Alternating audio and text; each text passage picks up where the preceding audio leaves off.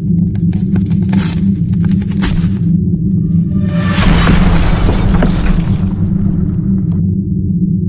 Audio Jungle. Audio Jungle.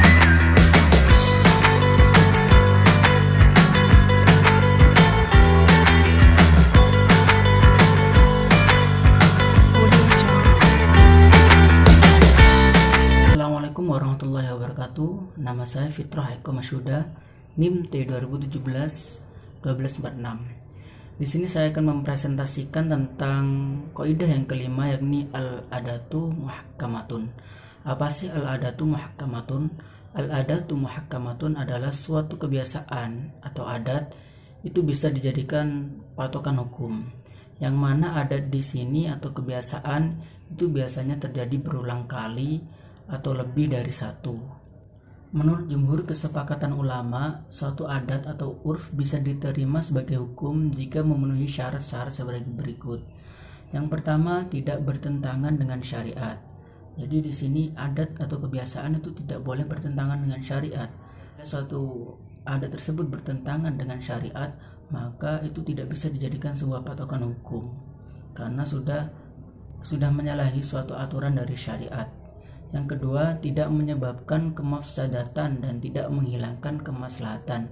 Tidak menyebabkan kemafsadatan itu seperti contohnya suatu kebiasaan tersebut itu tidak merusak suatu hukum syariat.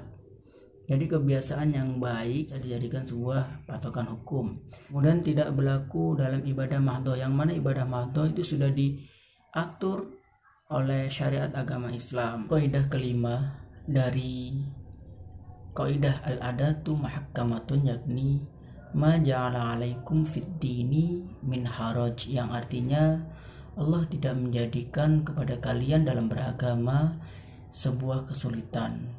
Maka Allah memberikan keluasan kepada kalian bagaimana cara kalian beribadah atau memperoleh pahala kepada Allah, namun tetap tidak boleh bertentangan dengan syariat. Kemudian itu dalam surat Al-Hajj ayat 78. Kemudian hadisnya adalah mara'ahul muslimuna hasanan fawa indallah hasanun. Apa yang menurut orang-orang muslim itu baik, maka menurut Allah pula itu baik. Dan juga sebaliknya, apa yang menurut orang-orang muslim itu suatu perkara yang jelek, maka menurut Allah pun itu adalah suatu perkara yang jelek. Terima kasih. Wassalamualaikum warahmatullahi wabarakatuh. Baik, untuk selanjutnya pembahasan tentang poin yang ketiga akan dibahas oleh saya, nama Triana Lestari, NIM T 2017-1279. Poin yang ketiga yakni mengenai penerapan dari kaidah kelima, yakni al-adah muhakkamah dalam kehidupan sehari-hari. Jadi di sini dibagi menjadi 4 bagian. Yang pertama ada al-adah yang dilakukan hanya dengan sekali saja. Contoh penerapan dalam kasusnya yakni semisal ada seorang hakim yang diberikan bingkisan atau parsel oleh seseorang ketika ia belum naik menjadi hakim di Mahkamah Agung.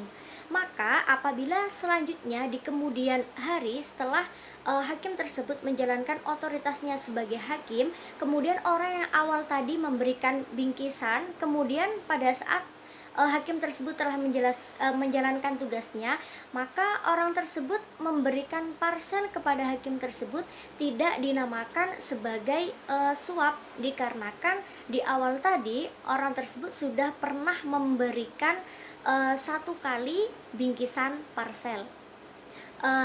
Lanjut kemudian yang kedua yaitu al-adah yang dilakukan sebanyak 2 kali sampai 3 kali. Contohnya dalam suatu kasus kehidupan sehari-hari yakni semisal ada seseorang yang memiliki telepati untuk menentukan nasab seorang bayi.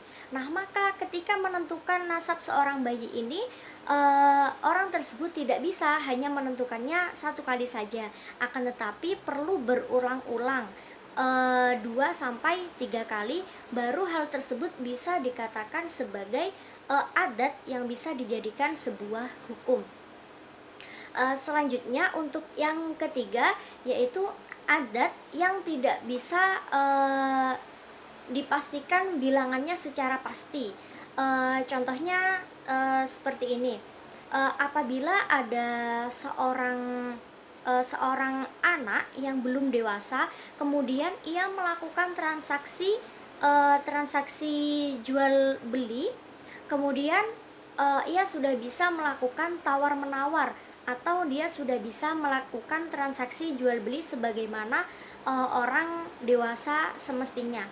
Nah, maka wali dari anak tersebut sudah boleh mempercayai kepada anak tersebut bahwa ia sudah bisa melaksanakan transaksi jual beli.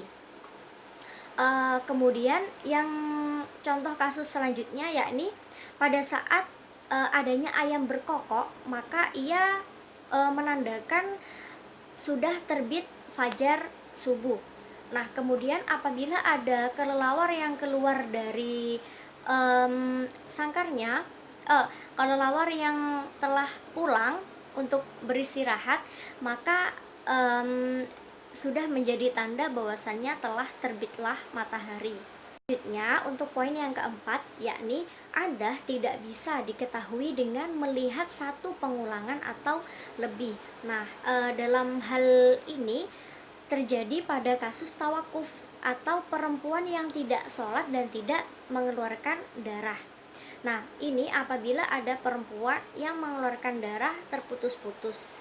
Dalam melihat kenyataan tersebut, maka tidak bisa maka dapat disimpulkan dengan melihat kenyataan tersebut, maka dapat disimpulkan bahwasannya kasus bilangan adah tidak bisa menentukan berapa kalinya, maka ia cukup bisa dilihat melalui sesuai dengan kasus yang ada, seperti itu. Terima kasih, cukup sekian presentasi dari kami pada pagi hari ini. Kurang lebihnya mohon maaf. Untuk selanjutnya kita bisa diskusikan, kita bisa tanya jawab melalui forum di LMS. Sekian dari kami, kurang lebihnya mohon maaf. Wallahul muwaffiq ila aqwamit thoriq. Wassalamualaikum warahmatullahi wabarakatuh. Audio Jungle.